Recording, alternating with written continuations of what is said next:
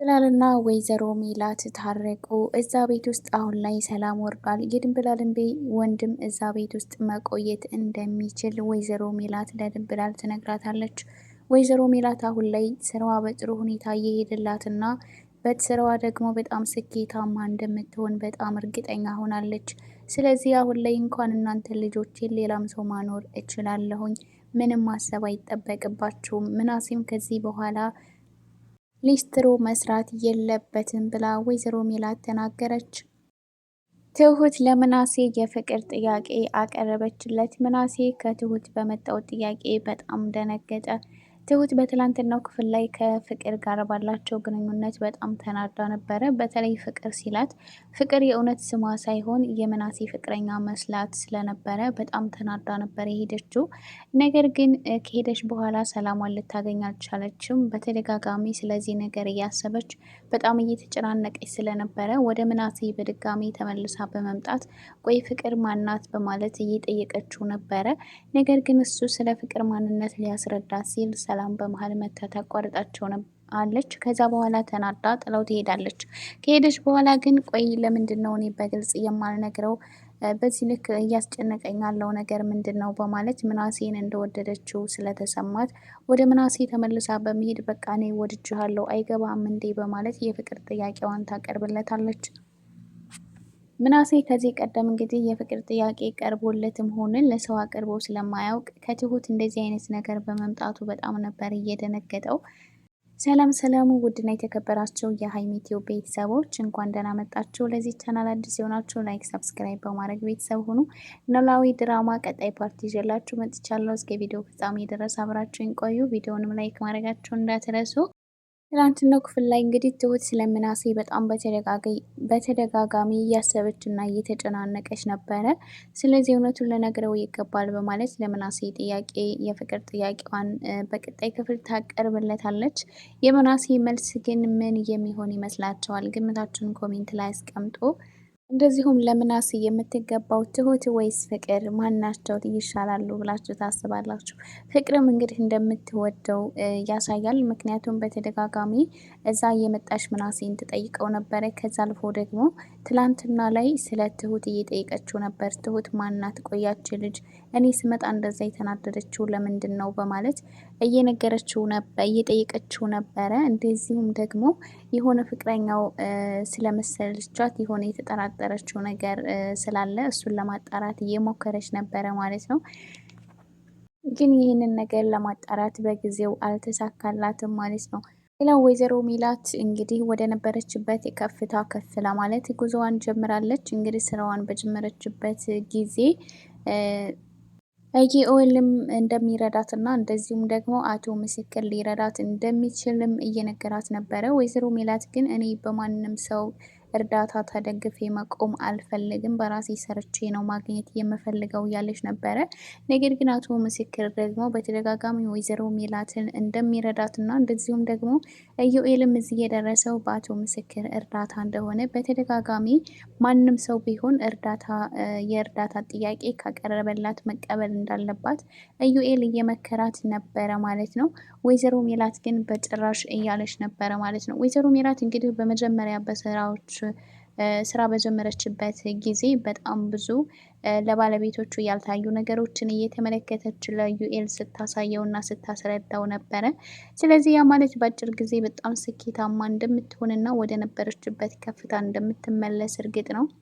ወይዘሮ ሜላት አሁን ላይ ሙሉ ትኩረቷ ስራዋ ላይ እንጂ እስከ ዛሬ ማለትም ከዚህ ቀደም ነበራት ንብረት ላይ ተከራክራ ማስመለሱ የማይሳካላት ስለመሰላት አሁን ላይ ሙሉ ትኩረቴን ማድረግ ያለብኝ ስራዬ ላይ ነው፣ ከዜሮ ተንስቼ እንዴት መነሳት እንዳለብኝ በደንብ ጠንቅቄ ያውቃለሁ ብላ በቆራጥነት ተንስታለች ማለት ነው። እንግዲህ ወይዘሮ ሜላት እንደሚሳካላት እና ወደ ነበረችበት ከፍታ እንደምትመለስ ባለሙሉ ተስፋ ነን።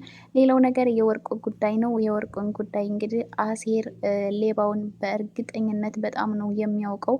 ነገር ግን እሱ በራሱ መንገድ እና በራሱ ሀሳብ ወርቁን እንዲመልስለት ስለፈለገ ወርቁን የወሰደውን ልጅ በግልጽ እዚህ አካባቢ የቤተሰብ ወርቅ ጠፍቷል እና እሱን ፈልገህ እንድታገኝልኝ እፈልጋለሁ። ወርቁ ካልተመለሰ ያንን የወሰደውን ሰው እወገዋለሁኝ እያለ እያስፈራራው ነበረ ማለት ነው። እንግዲህ ይህንን ፍርሃት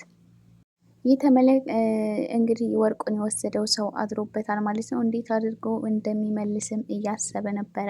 ምናሴ በዛን ሰዓት ይቅርታ አሴር ይህንን ነገር እያደረገው የእውነት እሱ እንዳልሆነ ጠፍቶ ሳይሆን እሱ እንደሆነ በጣም እርግጠኛ ነው። ነገር ግን ጸብ ውስጥ መግባት ስላልፈለገ አስቀድሞ በሌላ ሰው አስመስሎ ጥንቃቄ እየሰጠው ነበረ።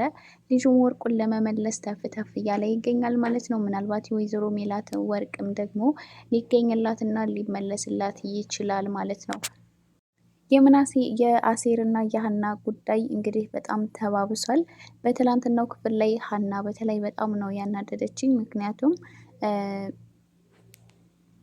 ኤልያስን አሁን ላይ ለኔ ያለ ስሜት ምንድን ነው ብላ እየጠየቀችው ነበረ። ምናልባት አሁንም ቢሆን ወድሻለሁኝ ቢላት በቃ አግባኝ ልትለው እንደሆነ በጣም እርግጠኛ ነኝ። ምክንያቱም ከዚህ ቀደም ከእዝራ ጋር በነበራት ግንኙነት አሴርን እንደ ንጹህ ወንድሟ ነበር ስታስብ የነበረው። ነገር ግን እዝራ ከተለያዩ በኋላ ወደ ምናሴ መታለች ማለት ነው። ምናሴን በተደጋጋሚ የጋብቻ ጥያቄ ሲያቀርብላት እሷ ግን ልትቀበለው ፈቃደኛ አልነበረችም። ቤተሰቦቼ በማለት ምክንያቷን በመደርደር እሱን ለሚያመጣላት ጥያቄ መልስ ለመስጠት እና እንደዚሁም ደግሞ ወደ ትዳር ውስጥ ለመግባት ፈቃደኛ አልነበረችም። አሁን ላይ ግን ከአሴር ጋር በተጣሉበት ጊዜ ደግሞ ወደ ኤልያስ ለመአዘንበል እየሞከረች ነበረ። ኤልያስ ግን በጭራሽ አንድ ነገር ስታጪ ያጣሽው ነገር ግዴታ መተካት የለበትም፣ ቆርጦ መጣልም ልመጂ ብሎ አዝራን ባጣሽ ሰዓት ወደ አሴር ተጠጋሽ፣ አሴርን ስታጭ ደግሞ ወደ እኔ ልትመጪ ነው ወይ በማለት እኔ ይህንን ነገር ካንቺ አልጠብቅም ብሎ ነበረ ጥሏት የሄደው። ሀና ግን የተናገረው ነገር ምንም ነገር አልገባትም። ምን ለማለት ፈልጋም እንደሆነ ባይታወቅም ግን ደግሞ ለእኔ ያለ ስሜት ምንድን ነው? አሁንም ትወደኛለህ ወይ ብላ ጥያቄ ስታቀርብለት በእርግጥም ደግሞ ከወደድከኝ በቃ ያንተ አድርገኝ ለማለት ይመስላል ማለት ነው። እንግዲህ በዚህ ነገር ላይ ኤልያስ በጣም እንደተናደደባት እና ከሀና የማይጠብቀው ነገር ስለሆነ በጣም ተናዷል ማለት ነው። አሴር አሁን ላይ ቆራጥ ሆኗል። ሀናን ለመተው ቆርጦ የተነሳ ይመስላል ማለት ነው። ግን ደግሞ ሀናን መተው ለሱ በጣም ከባድ እንደሆነ ነው በተደጋጋሚ ሲያስብ እየነበረው። አሁን ላይ አሴር በጣም ተስፋ እየቆረጠ ይመስላል። ስራው ላይ ፎከስ እያደረገ አይደለም። ተምቾ እንግዲህ የተምቾና የአሴር ጓደኝነት በጣም የሚገርም ነው። ለተወሰነ ጊዜ እንግዲህ አሴር ስራውን በትኩረት በሚሰራበት ሰዓት ጆሮ ይቅርታ ተምቾ ደግሞ በጣም ገንዘብ የሚያጠፋ ስራውን ደግሞ በአግባቡ የማይሰራ ልጅ ነበረ። ያንን የሚያደርገው ደግሞ በአሴር በጣም እንደሚተማመንበት እና እንደዚሁም እሱ ጠንክረው ከሰራ ጥሎ እንደማይጥለው እና እንደማይተው እርግጠኛ ስለሆነ ነበር እንደዛ የሆነው። አሁን ደግሞ አሴር እንደዚህ አይነት ነገር ሲያጋጥመው ተምቾ ጠንክረው እየሰራ ነው ማለት ነው። ስለዚህ ጓደኝነታቸውና እርስ በርሳቸው ያላቸው መተሳሰብ በጣም ነው ደስ የሚለው። አሁን ላይ ግን አሴርና ሀና ያሉበት ጉዳይ ላይ ማን ነው ትክክል ብላችሁ ታስባላችሁ? ሀና ወይስ አሴር? አሴር እንግዲህ በጣም ብዙ ጊዜ ለሀና ብዙ ነገር ሆኖላታል። ከዛም አልፎ ደግሞ ከዝራ ጋር በነበረችበት ሰዓት ለእሷ ደስታ ሲል አብሯት ብዙ ነገሮችን አሳልፏል። አሁን ላይ አብረው ከሆነ ጊዜ ጀምሮ ደግሞ የቤተሰቦቿን ችግር ለመፍታት እየሞከረ ነበረ፣ ግን እነሱ ፈቃደኛ አይደሉም።